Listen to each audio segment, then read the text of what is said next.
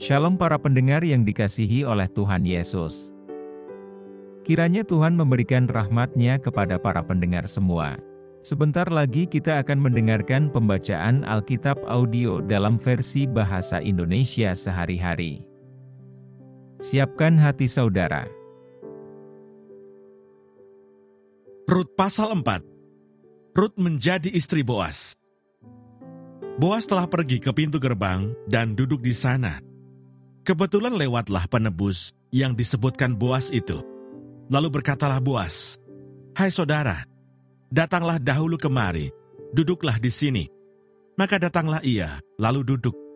Kemudian dipilihnyalah 10 orang dari para tua-tua kota itu, dan berkata, "Duduklah kamu di sini."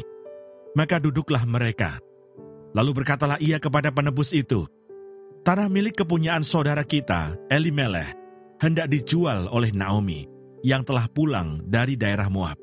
Jadi pikirku, baik juga hal itu kusampaikan kepadamu sebagai berikut. Belilah tanah itu di depan orang-orang yang duduk di sini, dan di depan para tua-tua bangsa kita. Jika engkau mau menebusnya, tebuslah. Tetapi jika engkau tidak mau menebusnya, beritahukanlah kepadaku, supaya aku tahu. Sebab tidak ada orang yang dapat menebusnya, kecuali engkau. Dan sesudah engkau, aku." Lalu berkatalah ia, "Aku akan menebusnya." Tetapi kata Boas, "Pada waktu engkau membeli tanah itu dari tangan Naomi, engkau memperoleh Rut juga, perempuan Moab, istri orang yang telah mati itu, untuk menegakkan nama orang itu di atas milik pusakanya." Lalu berkatalah penebus itu, "Jika demikian, aku ini tidak dapat menebusnya, sebab aku akan merusakkan milik pusakaku sendiri. Aku mengharap engkau menebus apa yang seharusnya aku tebus, sebab aku tidak dapat menebusnya. Beginilah kebiasaan dahulu di Israel dalam hal menebus dan menukar. Setiap kali orang hendak menguatkan sesuatu perkara, maka yang seseorang menanggalkan kasutnya sebelah dan memberikannya kepada yang lain.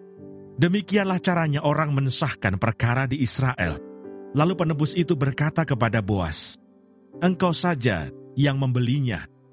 Dan ditanggalkannyalah kasutnya. Kemudian berkatalah Boas kepada para tua-tua dan kepada semua orang di situ, "Kamulah pada hari ini menjadi saksi bahwa segala milik Elimeleh dan segala milik Kilion dan Mahlon aku beli dari tangan Naomi.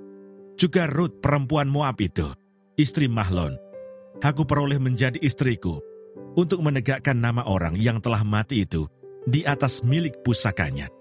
Demikianlah nama orang itu tidak akan lenyap dari antara saudara-saudaranya dan dari antara warga kota. Kamulah pada hari ini menjadi saksi." Dan seluruh orang banyak yang hadir di pintu gerbang dan para tua-tua berkata, "Kamilah menjadi saksi. Tuhan kiranya membuat perempuan yang akan masuk ke rumahmu itu sama seperti Rahel dan Lea, yang keduanya telah membangunkan umat Israel. Biarlah engkau menjadi makmur di Efrata, dan biarlah namamu termasyur di Betlehem. Keturunanmu kiranya menjadi seperti keturunan Peres, yang dilahirkan Tamar bagi Yehuda, oleh karena anak-anak yang akan diberikan Tuhan kepadamu dari perempuan muda ini." Lalu Boas mengambil Rut dan perempuan itu menjadi istrinya, dan dihampirinyalah dia. Maka atas karunia Tuhan, perempuan itu mengandung, lalu melahirkan seorang anak laki-laki. Sebab itu perempuan-perempuan berkata kepada Naomi, "Terpujilah Tuhan yang telah rela menolong engkau pada hari ini dengan seorang penebus. Termasyurlah kiranya nama anak itu di Israel, dan dialah yang akan menyegarkan jiwamu dan memelihara engkau pada waktu rambutmu telah putih. Sebab menantumu yang mengasihi engkau telah melahirkannya, perempuan yang lebih berharga bagimu dari 7 anak laki-laki." Dan Naomi mengambil anak itu, serta meletakkannya pada pangkuannya, dan dialah yang mengasuhnya. Dan tetangga-tetangga perempuan memberi nama kepada anak itu, katanya, "Pada Naomi telah lahir seorang anak laki-laki." Lalu mereka menyebutkan namanya Obed. Dialah ayah Isai, ayah Daud.